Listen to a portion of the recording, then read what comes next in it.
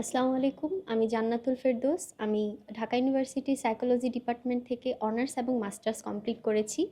Masters শেষ হওয়ার পরে আমি আমার বন্ধুদের কাছ থেকে, ফ্রেন্ডদের কাছ থেকে ইনসাইট এবং অন্যান্য যে থেরাপিউটিক যে গ্রুপ আছে সেগুলো সম্পর্কে জানতে পেরেছি এবং আমি ইনসাইট ফেসবুক গ্রুপের সাথেও যুক্ত ছিলাম। কিন্তু এর আগের ২ টা ব্যাচে আমি ডিসিশন নিতে পারছিলাম না যে আমি এই ব্যাচগুলোতে জয়েন করব কি করব না।